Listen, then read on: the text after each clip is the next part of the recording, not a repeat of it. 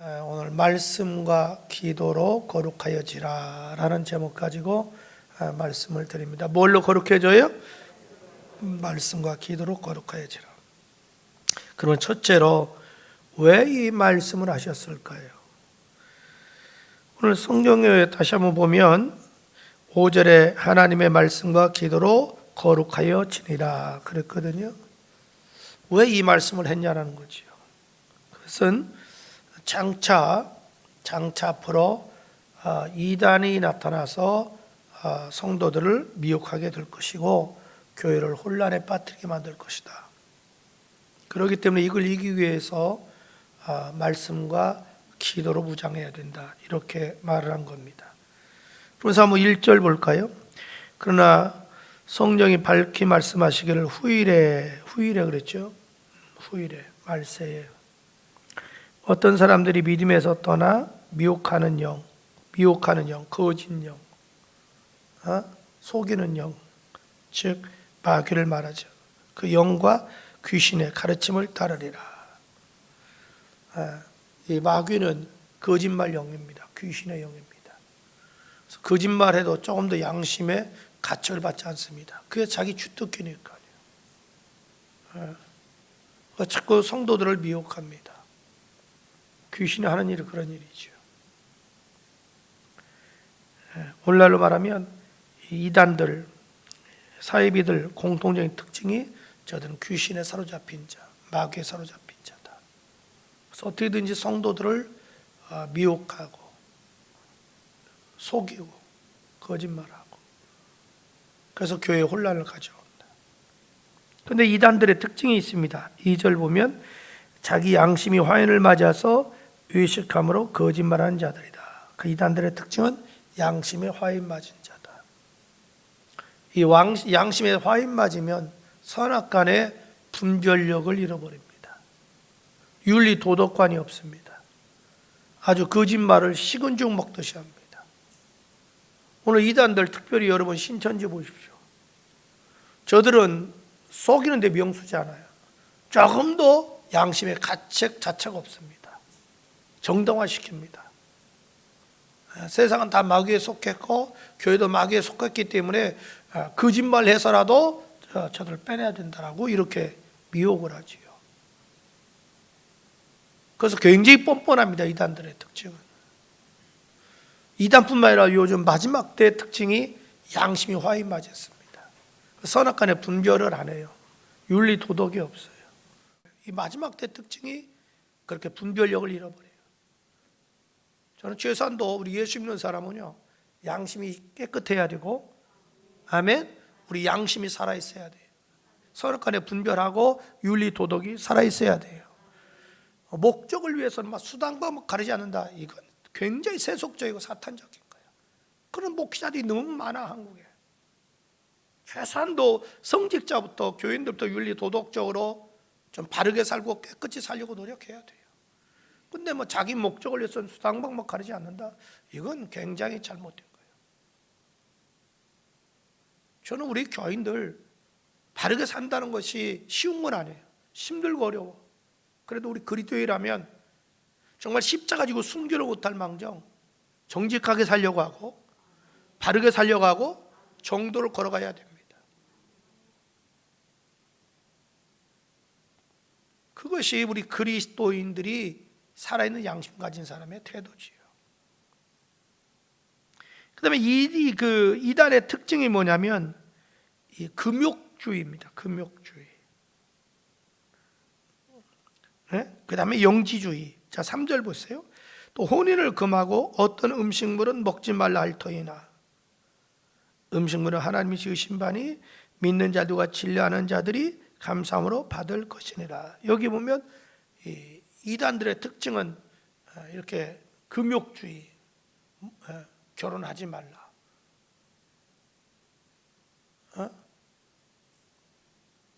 그래서 가출도 시키고 이혼도 막 시키고 신천지는 막 이혼하라고 합니다.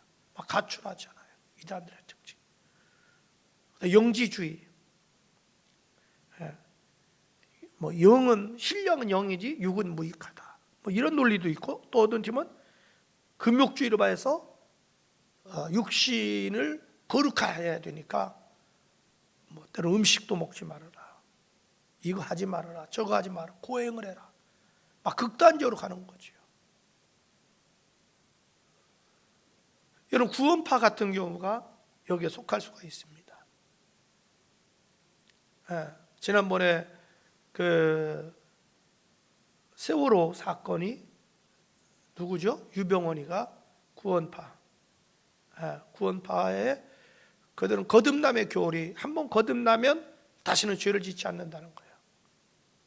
세상에도 그런 짓을 안 합니다. 무슨 죄를 져도 그건 괜찮다는 거예요. 한번 거듭난 사람은 완전히 그 성경을 왜곡시키는 거죠. 그게 이단들의 어떤 특징입니다. 그럼 둘째로, 우리가 어떻게 해야 이단과 싸워 승리하고 물리칠 수 있을까요? 그건 말씀으로 무장해야 한다. 아멘. 5절, 하나님의 말씀으로 저들을 싸워 승리할 수 있다. 여러분, 이단들의 특징은 성경을 왜곡시키는 거지요. 성도들이 별로 신경 안 쓰는 어떤 비유라든지요, 성도들이 해석하기 난해한 구절 가지고 자기들이 계시받아야만 푼다고 얘기합니다. 그래서 가장 강조하는 것이 계시를 강조합니다. 이만희가 요한계시록 그 인봉한 걸 계시받아서 다 열었다는 거예요. 그러나 여러분, 그 하나님의 비밀을, 계시는요 이미 드러났어요. 하나님의 비밀, 계시는 바로 예수 그리스도입니다. 골로새서에 제일 하나님의 비밀 얘기를 많이 해요. 결론은 얘기합니다. 하나님의 비밀은 우리의 소망이신 그리스도 예수시다. 정확하게 얘기합니다. 이미 성경 66권이 다 주어졌는데요. 여러분, 비유라는 것은 당시에 예수님이 유대인들에게 하나님의 말씀을 쉽게 가르쳐주기 위해서 비유를 들은 거지, 비유 자체를 중시여긴 건 아니에요. 물론 알레고리 해석이 있어요. 그 비유 속에 하나님이 담고 있는 뜻이 있어요. 물론 알레고리도 있어요, 성경에. 그래서 극단적으로 푸는 사람이 있어요. 친구에게 떡 3덩이 달라 그랬는데 그걸 알레고리로 이상하게 풀어줬던 사람은 떡 3덩이가 믿음, 소망, 사랑이다. 이건 경우에 앞뒤 문맥이 전혀 안 맞아요. 옛날에 부활절에 우리 교단 지금 고인이 됐지만 총회장 지낸 모 선배가 부활절 연합교회 설교할 때에 이 떡 3덩어리를 믿음, 소망, 사랑으로 했다가 기독교 전체에서 엄청나게 요거도 먹었어요. 옛날 한 부흥사들이 자꾸 이렇게 이상한 정도로 성경을 풀었어요. 지금 그렇다가는 큰일 납니다. 여러분에게 말씀이 있어야 분별력이 있어요. 예수님도 말씀으로 마귀 시험을 물리쳤습니다. 그래서 여러분, 교회에서 하는 제자 훈련, 성경 공부에 열심히 참여해 보세요. 이단들에 빠지면요, 귀신에게 사로잡히면 일주일에 4번, 저녁마다 3번, 그걸 1년만 다니는 게 아니에요. 그래서 아이디 카드를 받으면 또 거기 가서 교리 공부하고 그래요. 그럼 눈앞에 보이는 것도 못 봐요, 그렇게 되면. 그런데 이상해요. 교회에서 그렇게 우리 말씀 배우자 해도 막 무슨 핑계 대고 안 하려고 그래요. 사실 여러분, 우리 교회, 한국 교회가 역사 여러분 60년대 사경회가 있었습니다. 지금처럼 이런 식으로 부흥이 안 했습니다. 그래서 그때만 해도 막 성도들이 사경회를 해달라고 그랬어요. 성경을 알고 싶어요. 그 당시만 해도 이 목회자들이 학력이 낮았습니다. 은혜는 막 충만해요. 막 사명을 받았어. 그래서 저희가 신학교 다닐 때만 해도, 죄송하지만 중학교 나와도 소명이 있으면 목회를 했습니다. 그때 우리는 전수과라고 그랬어요. 전수과가 있었어요. 또 교역과가 있어요. 막 소명이 있어. 막 하고 싶은 거야, 주의 종리. 여러분, 지금 고인됐지만 김충인 목사님 같은 경우 신학교 졸업 못했습니다. 여의도 교회 한기만 목사님 같은 경우도 신학교 2학년 중퇴입니다. 막 소명이 있었어요, 이분들이. 그 당시만 해도 막 이분들은 거의 사경일을 많이 했어요. 그런데 이것이 70년대, 80년대부터 변질됐죠. 그러다가 80년대 후반에 우리나라에 그 성경 공부가 도입이 되기 시작했어요. 이때부터 이제 성경의 강의 운동이 일어나기 시작하고 성경을 풀어줘야 된다. 그래서 강의 설교가 이제 한국교회에 도입되고 본문 설교가 도입되면서 이상한 알레루기 해석하는 것이 많이 사라졌죠. 그래서 한국교회가 기하급수로 부흥된 것은요, 부흥이도 있었지만 엄청나게 성경 공부를 많이 했습니다. 그런데 지금은 이상해요. 너무 성경을 안 봐요. 그러니까 이단이 막 득세하잖아요. 우리 한국교회 여러분, 한국교회가 아니라 여러분들 성도들 회개해야 됩니다. 그렇게 목회자가 제자 훈련합시다, 성경 공부자에도 안 모이지 않아요. 안 하잖아요. 그리고 다 이단에 넘어가잖아요. 지금 여러분 이단의 90% 이상이 기성교인들입니다. 목회자가 성도들이 가르쳐 주세요 해도 시간 없어요. 안 가르쳤다면 목회자가 하나님 앞에 참 책임져야 될 일이지만 그런 목회자는 제가 알기로 거의 없다라고 봐요. 저는 부탁이 있어요. 여러분, 죽을 때까지 여러분 손에 성경을 놓지 마세요. 성경 놓지 마세요. 성경 놓지 마세요.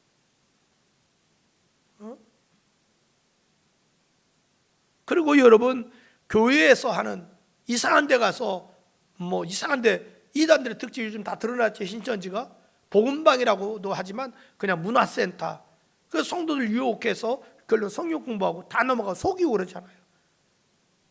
여러분 교회에서 하는 성경 공부에 꼭 참여하시길 바랍니다. 또 어떻게 우리가 이단과 싸워 승리할 수 있느냐? 깨어 기도해야 된다. 깨어 기도해야 돼요. 5절 기도로 거룩해진다. 즉 기도로 저들을 물리치고 승리할 수가 있어요. 예수님께서도 마태복음 26장 41절에 너희가 시험에 들지 않도록, 그 시험은 마귀의 유혹을 들지 않도록 깨어 기도하라. 골로새 4장 2절에 기도를 항상 힘쓰고 기도에 감사함으로 깨어 있으라. 자, 어떻게 또 이단과 싸워 승리할 수 있느냐? 끊임없이 말씀으로 양육을 받으라. 자, 그 다음 넘겨서 한번 6절 보세요. 내가 이것으로, 여기서는 이제 디모데가 하는 얘기예요. 네 형제 깨우치면, 형제 여기서 말한 것은 교인들을 말해요. 깨우치면 그리스도 예수의 좋은 일꾼이 되어 믿음의 말씀과 내가 따른 좋은 교훈으로 양육을 받으리라. 너 말씀으로 잘 양육해라. 그래서 여러분 믿음이 성장해야 됩니다. 어린아이들은 분별을 못해요. 그러나 장성 안 되면 분별해요.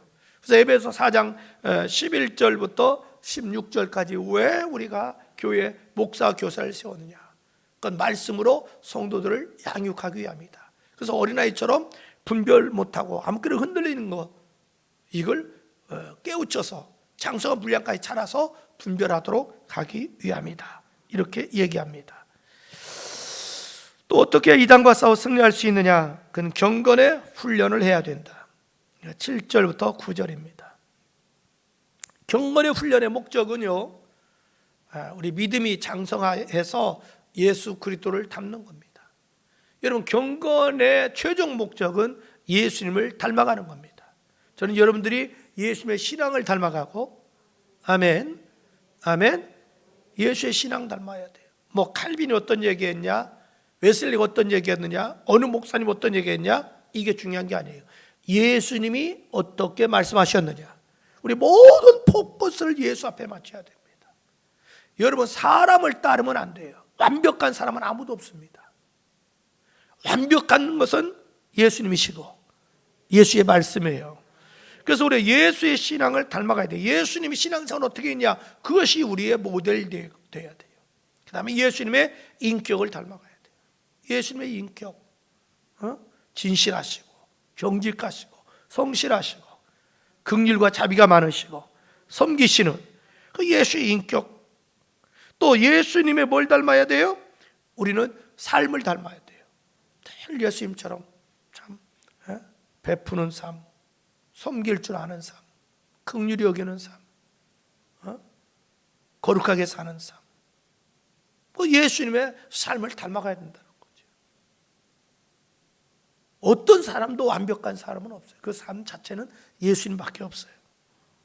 그렇다해서 우리가 이 경건의 목적은 예수를 닮아가야 되는데, 경건의 재료는 뭐냐? 바로 말씀과 기도예요. 말씀과 기도는 우리가 경건해질 수 있는 재료예요. 음식 만들 때 재료가 필요하듯이. 그래서 늘 우리가 말씀과 기도를 통해서 궁극적으로는 예수를 닮아가야 된다. 그래서 여러분, 그리스도이란 무슨 얘기냐? 예수를 따라가는 사람들, 예수를 닮아가는 사람들입니다.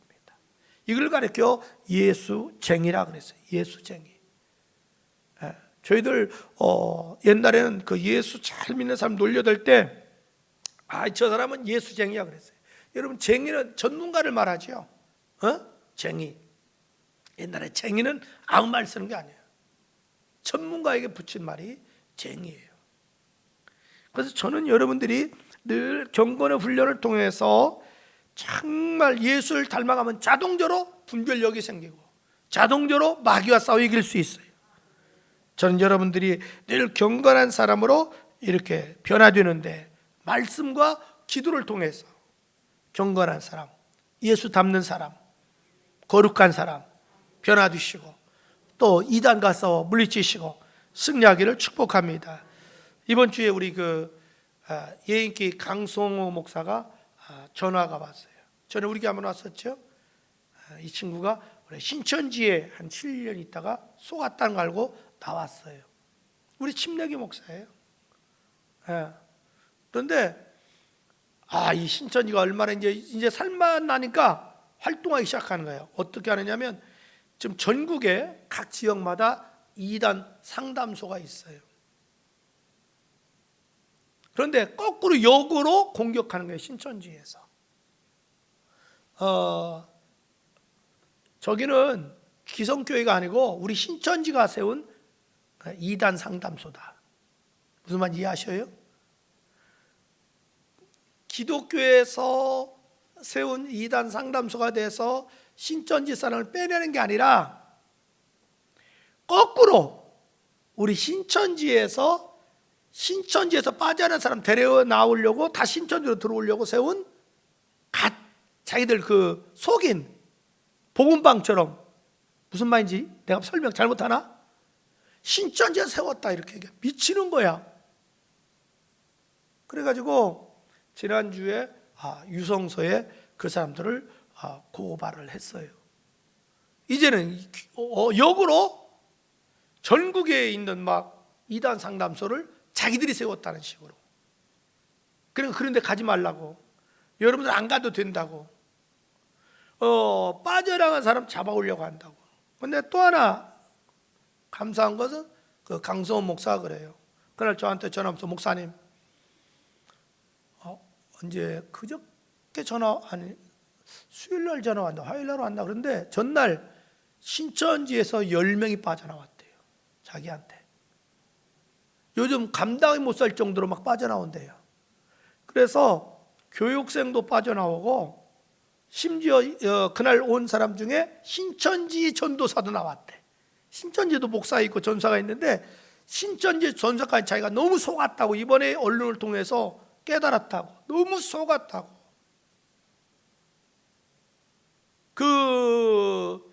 그러면서 그런 얘기를 해줘요. 강성호 목사가. 아니, 그 전사는 왜 나왔대? 그랬더니 이만희 기자회견 보고 충격받아가지고, 아니, 영생하시는 분이 귀가 어두워서 말을 못 알아듣는 그 모습 보고 너무 충격을 받았대요. 야, 그것도 또 그렇게 돌아오는구나. 어째 영생하실 분이 귀가 어두워서 그 말을 못 알아듣냐는 거야. 요즘 전국에 원래 신천지 이단 상담소 특징이 대부분이 몇 사람만 빼놓고요, 신천지에서 넘어온 사람들입니다. 잘못된 걸 깨닫고. 그러니까 신천지를 너무나 잘하는 거예요. 우리 강성호 목사도 그 중에 하나거든요. 그래가지고 요즘은 정신없대요. 하루에 몇 명씩은 다 가만히 있어도 돌아온대요. 이것도 하나님의 은혜구나. 왜냐하면 우리 같은 사람, 그 사람들 들어와도 다시 개종시키기가 쉬운 게 아니에요. 우리 그쪽에 전문가가 아니니까. 그런데 이제 그분들은 자기가 신천지에 몸담고 있었기 때문에 전문가예요. 신천지에 잘못된 게 뭔지 정확히 알거든요. 그 예인교회는 교인의 거의 90%가 신천지에서 개종한 사람들이에요. 한국교회 그것이 많아졌으면 좋겠어요. 어쨌든 간에 이단에 빠지면 참 신앙을 잃어버리는 게 아니라 가정을 잃어버리고 인격이 파탄되고 삶을 잃어버립니다. 왜? 사회에서도 용납을 안 하기 때문에 저들이 신분을 속이는 거예요. 여러분, 우리 교단에 있다가 이단에 빠진 그 베리아 파 있잖아요. 귀신파 김기동, 그냥 무슨 수를 써도 다시 우리 교단에 들어오려고 애를 써요. 이유가 있어요. 자녀들이 혼인끼리 막히는 거야, 자꾸. 이거 믿음 생활 잘한다고. 그래, 그러면 우리 아들 뭐 며느리 삼자, 사위 삼자 그랬다가 어느 교회 나가? 성락교회 신길동. 그 베리아. 그러면 안 돼. 자녀들이 혼사끼리 막히고 출세끼리 막히니까 그 교회 평신도 중진들이 이래서는 안 된다 해가지고 거기도 얼마 전에 많은 사람이 나왔어요. 그래서 새로 분파를 세웠습니다. 그러나 우리 교단은 아직 의심하기 때문에 정확히 검증하기 전까지는 받아들일 수 없다. 나온 사람들도. 그러니까 한 번에 걔 이단에 빠지면 그 집안이 자손들 앞길까지 막혀요.